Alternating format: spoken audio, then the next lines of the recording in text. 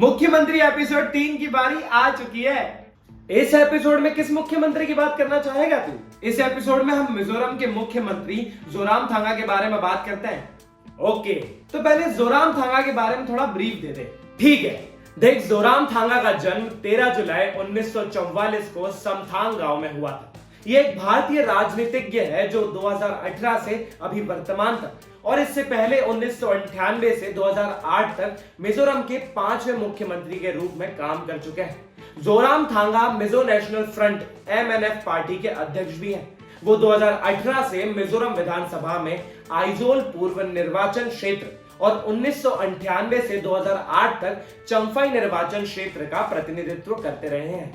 राजनीतिक करियर कैसे स्टार्ट हुआ? देख, 1960 में चंफई में ही स्कूली शिक्षा पूरी करने के बाद जोरामथांगा ग्रेजुएशन के लिए इम्फाल के DM कॉलेज आ गए। युवा जोरामथांगा शिक्षक बनना चाहते थे, लेकिन मिजोरम की मुश्किल भरी सामाजिक राजनीतिक परिस्थितियां उन्हें अपने राज्य वापस ले। तब वे लाल डेंगा की अगुवाई वाली मिजोरम नेशनल फ्रंट में शामिल हो गए। तब MNF एक प्रतिबंधित संगठन था और गुप्त तरीके से एक अलग देश के लिए सक्रिय था। इन्हीं हालात में 1966 में पास हुआ एक ग्रेजुएट बागी बन गया था। जोरामथांगा को रनबंग इलाके के सचिव के पद की पेशकश की गई और उन्होंने 3 साल तक ये जिम्मेदारी संभाली और साल 1979 में वे MNF के उपाध्यक्ष बन गए और विद्रोह के दौरान सेना ने जोरामथांगा को गिरफ्तार कर लिया। जोरामथांगा को असम राइफल्स के क्वार्टर वार्ड में रखा। इसकी वजह यह थी कि वे असम राइफल्स को आइजोल शहर से बाहर ले जाने के लिए सक्रिय रूप से दबाव बना रहे थे। साल 1990 में हुई लाल डेंगा की मृत्यु तक जोरामथांगा उनके सबसे भरोसेमंद सहयोगी थे। सशस्त्र संघर्ष के दिनों में और उसके बाद के वक्त में भी जोरामथांगा ने लाल डेंगा के दूत की हैसियत से कई दक्षिण एशियाई देशों की यात्रा की और 25 साल के संघर्ष के बाद MNF ने 30 जून 1986 को ऐतिहासिक मिजो शांति समझौते पर दस्तखत किया और 1987 में मिजोरम को पूर्ण राज्य का दर्जा मिल गया। इसी ऐतिहासिक मिजो समझौते के बाद राज्य की राजनीति में जोरामथांगा का पर्दापण हुआ। पहली मिजोरम राज्य विधानसभा में जोरामथांगा वित्त और शिक्षा मंत्री बने। 1990 में जब लाल डेंगा की मृत्यु हुई तो वो मिजो नेशनल फ्रंट के अध्यक्ष बने। 1993 के चुनाव में MNF भारतीय राष्ट्रीय कांग्रेस पार्टी से हार गई, लेकिन जोरामथांगा ने चंफाई निर्वाचन क्षेत्र जीत लिया। उन्हें विधानसभा में विपक्ष का नेता नियुक्त किया गया और जब 1998 के अंत में विधानसभा चुनाव हुए तो उन्होंने अपनी पार्टी को जीत दिलाई और पहली बार मिजोरम के मुख्यमंत्री बने।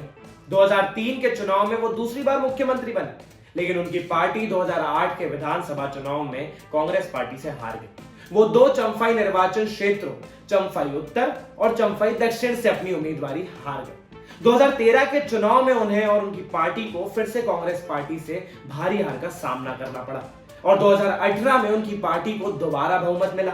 वो आइजोल पूर्व निर्वाचन क्षेत्र से चुने गए और 15 दिसंबर 2018 को मिजोरम के मुख्यमंत्री बने। इस दौरान कुछ भ्रष्टाचार के मामले भी हैं ना इनके खिलाफ? हाँ, 23 भ्रष्टाचार के मामले थे उन पर। भ्रष्टाचार का पहला मामला संपादन करना। 2010 में जोरामथांगा पर भ्रष्टाचार के कई मामलों का आरोप लगाया गया था। मुख्य आरोप उनके मुख्यमंत्री कार्यकाल 1998 से 2008 के दौरान कृषि विभाग से एईपुक स्थित निजी फॉर्म के बाड़ लगाने की सामग्री की आपूर्ति का था।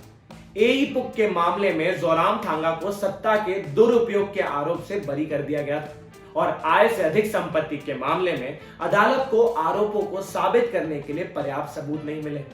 तो इसी तरह मिजोरम इंटोडेल्ना परियोजना मामले में भी विशेष न्यायाधीश ने सबूतों की कमी के आधार पर 30 मार्च 2021 को उन्हें बरी कर दिया था। तो ऐसे में तुझे क्या लगता है, क्या इस बार भी मिजोरम जोरामथांगा की सरकार आएगी?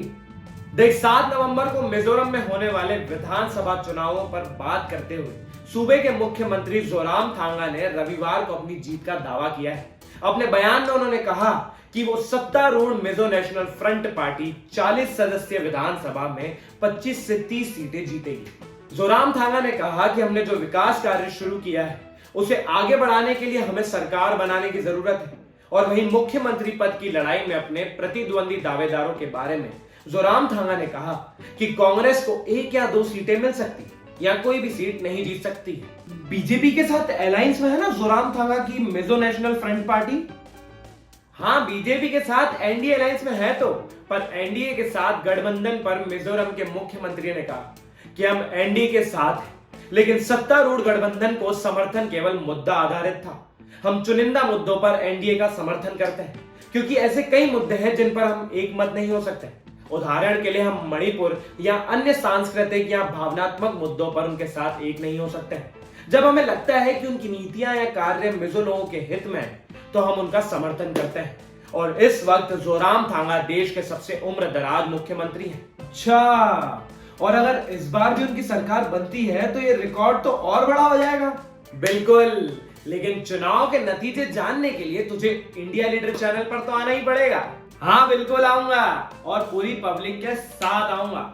आप सब भी चैनल को सब्सक्राइब करें और हमें कमेंट में बताएं कि आप किस मुख्यमंत्री के बारे में जानना चाहेंगे, और साथ ही इस वीडियो को लाइक और शेयर जरूर करें। नमस्ते।